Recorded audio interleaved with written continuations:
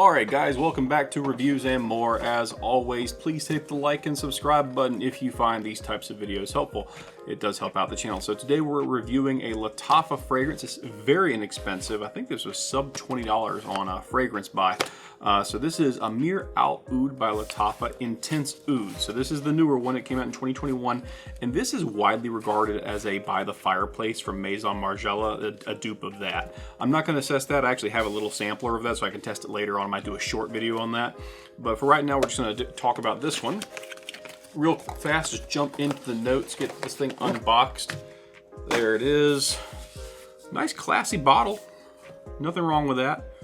Looks good. I think the original Ameer Al Oud kind of has a junky looking kind of bottle. It's not very well reviewed. This one's pretty well reviewed online. It's pretty well liked. So again, this is Intense Oud, Ameer Al Oud Intense Oud. So as always, the way we review these things, we do a test on paper, we do a test on skin, and then I kind of jump back in. It'll be like a split second for you, but for me it's going to be like a full day or two of wearing it, and I kind of give you a rundown of all the various things about the fragrance that might matter: longevity, intensity, projection, etc. So let's go ahead and talk about the notes real fast. We get woodsy notes, very broad category. Then we get agarwood or oud, and then that's in the opening. So we have opening notes of oud. That's always hit or miss for me, because sometimes I get, like, when I smell oud, it's kind of like a fecal kind of smell sometimes. I had an issue with that recently with another Latafa fragrance. But the middle notes are right up my alley with sugar and vanilla. I love sweet fragrances. I love them, love them, love them. Then we get base notes of oud again, and then sandalwood and herbal notes. So basically, I think what that's kind of saying is, hey, from top to bottom, you're going to be smelling kind of an oud note to it. So just keep that in mind. So let's go ahead and do a quick spray on paper.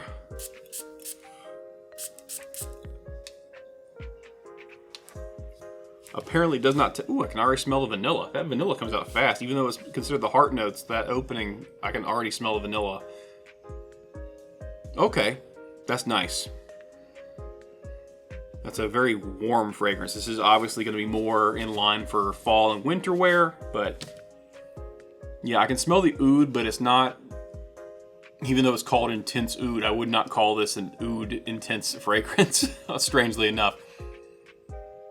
But yeah, it's a little bit, it's almost got, it's kind of weird, that opening note. It might just be the denatured alcohol not flashing off very fast, but it's almost a little bit of a boozy note in the opening that I'm getting. That might just be the sugar that I'm smelling in combination with those wood notes.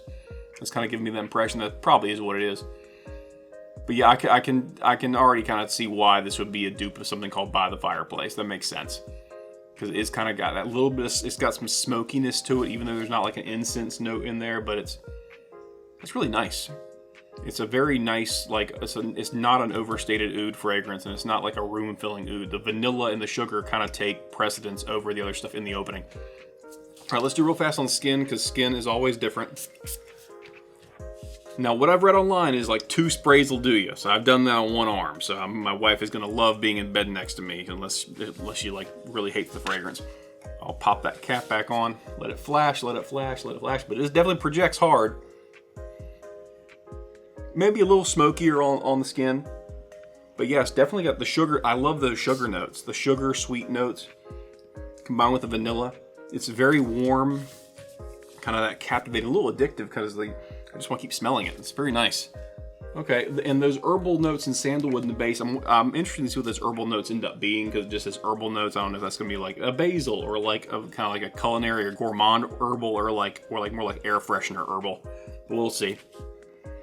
Yeah, the vanilla and the sugar pop in. You could almost put that sugar and vanilla in those top notes. They could have just made it one line, because it does have the woody kind of smokiness. The oud's in there as well, but then you also get the sugar in the middle right off the top.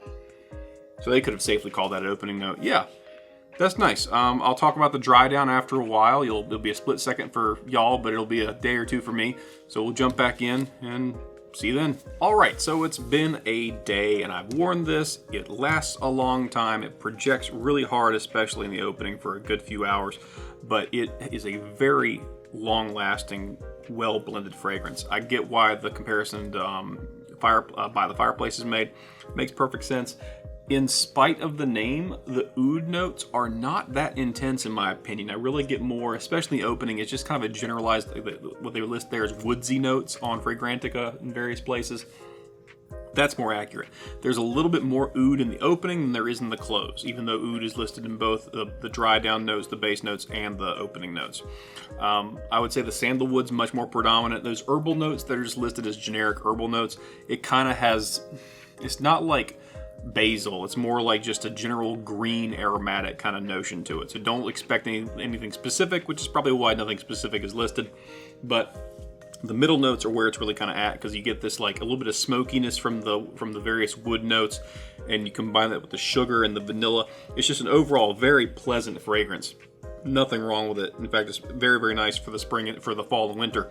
I wore this in the dominant high heat of summer, and it still lasted all day on skin at least. So if you're talking about the winter time, when things are a good bit colder, or fall, this is going to last even longer, because all those various chemicals that make the notes won't break down quite so fast in those temperatures.